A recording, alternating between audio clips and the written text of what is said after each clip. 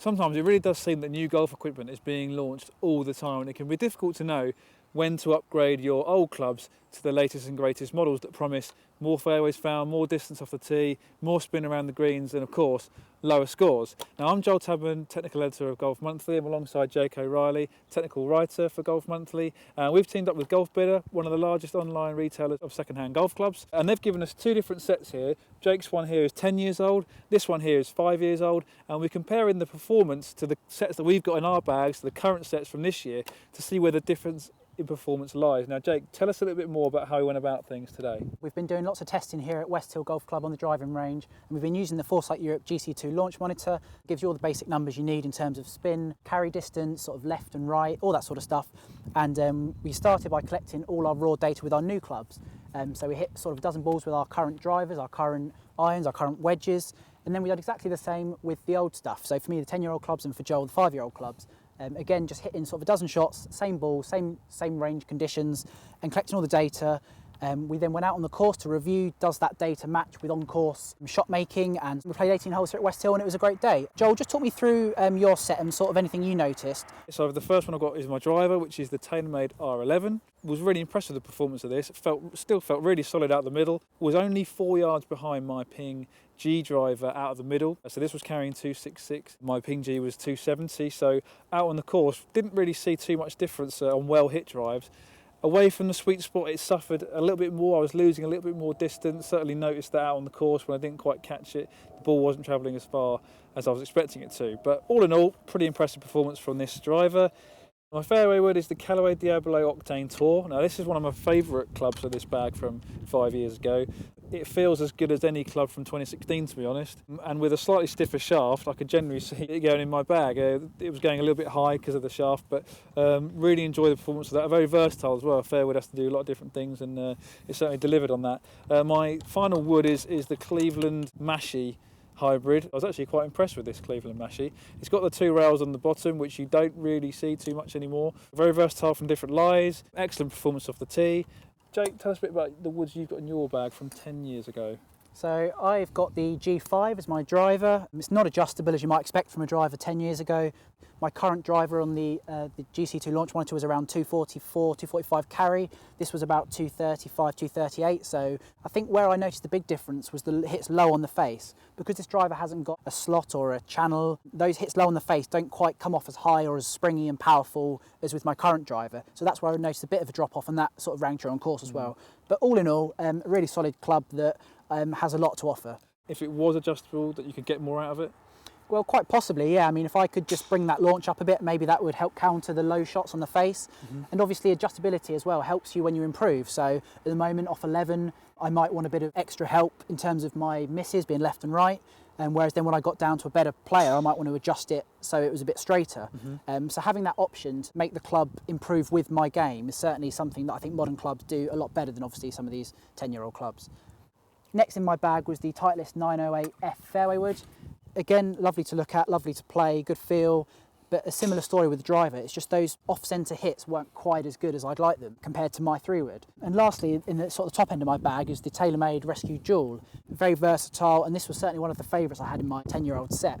It's got the weights on it, they help you launch it nice and high, and despite it being quite old and the grooves obviously taken a bit of battering over the years, it was still launching it on a pretty solid flight. And all in all, I think this was a pretty solid all-round performer. Joel, your irons, you've got 5-year-old Titleist irons in the bag.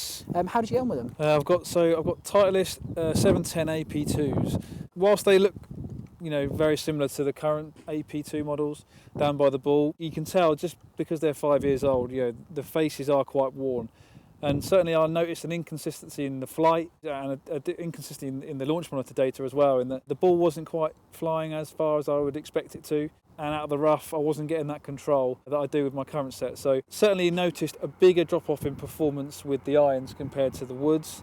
Going to move through into my wedges now. I've got a Ping Tour S wedge. I love the shape of it, but again, similar story with the irons. The grooves are a little bit worn. Wasn't getting that spin around the greens. Noticed an extra couple of yards of run, even on quite short chip shots. So you should be looking to change your wedges at least every couple of years because of the wear that you get on the grooves. And obviously the groove technology has improved a lot in recent years, so that's another reason to upgrade your wedges. So while I love the look of it, probably wouldn't be gaming that in my bag. And finally, my putter. I've got a Ping Answer V2 IN putter. You know, it was okay. It's got a decent shape to it. It's got an insert here, but a lot firmer feel than I'm used to. You know, putters of today offer a much softer feel with similar roll characteristics to what this offered. It rolled the ball very well, but it just felt a bit firm. And obviously with grips from 5 years ago, it kind of got a very traditional thinner grip. A lot of golfers these days use a fat grip. If I was to put a fat grip on this, I could certainly see myself using it. So Jake, tell us a bit about the rest of the clubs in your bag. So for the irons, I had a 10-year-old classic. It's the Ping S59. They're about the same size behind the ball as my current irons, my Mizunos. But what I noticed straight away is just the forgiveness on offer. Same size head, but if you hit a poor shot out the heel and toe, these would drop out the sky probably 20 yards short of my current set, which obviously got a lot more modern technology in terms of heel and toe weighting. You know, they've got sort of thinner, springier faces that just propel your bad shots that bit further, which just means that a bad shot with these would probably be sort of greenside bunker or short, whereas a bad shot with my current clubs would be sort of left or right, you know, fringe. So you look much more makeable leave to save your par. Launch monitor data with the GC2 showed that they were probably a club shorter than my current set. I was doing quite a lot of testing with the 6 iron side by side, and my set were carrying around 155 mark, whereas the Ping S59s were carrying around the 145 mark. And that might be to do with their a bit shorter shafts, but I think all in all that's more just the sort of the difference in head technology compared to my new set. Going to the bottom end of my bag, I had a Mizuno tour style wedge, great shape and look, but as Joel said with his wedge, just doesn't have the current levels of spin that we'd look for. You know, this club is 10 years old, so a lot of that spin has gone. I was playing a lot of little bump and run shots around the green today out on the course during our testing, and I noticed that this 52 degree rolled more like sort of a 9 iron, an 8 iron. It just, rather than sort of bouncing and zipping, it was sort of a bounce and then a roll out. Finally, my bag was made up with a golf club classic. You'll see many of these out on the course still today, and it's an Odyssey 2 ball. I think on those poor putts, you just didn't get that forward roll that you do with a modern insert. Joel, would any of these sort of 5-year-old clubs make it into your current set?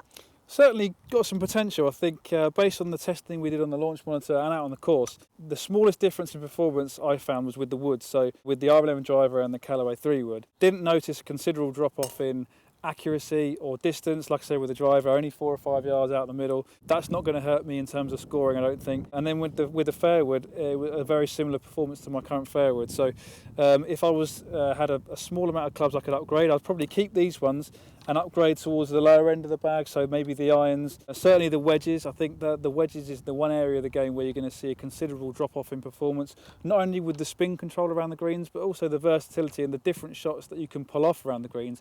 Because you're not getting that control, the repertoire of shots you're able to pull off is a lot smaller, and that's going to hurt your scores a lot more than an old driver or an old fairwood. So that's where I'd look to upgrade. Jake, what about you? What are the clubs in your bag, or anything that would be staying?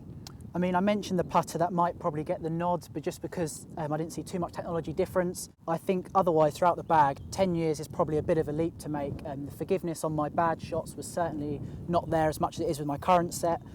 When I hit it out the middle, I could have played it, I think. There's a few clubs that might have snuck in if I was a good ball striker. However, off 11, I'm not a great ball striker, so I think apart from the putter, most of this set would get the elbow. Get the elbow, yeah. Okay, there you have it. So if your clubs are 10 years old, you really should be looking to upgrade your gear. If they're 5 years old, you've got a bit more of a choice to make. You can stick with the woods and maybe upgrade the clubs in the smaller end of the bag. So hopefully this video has been helpful. Thanks for watching, and we'll see you again soon.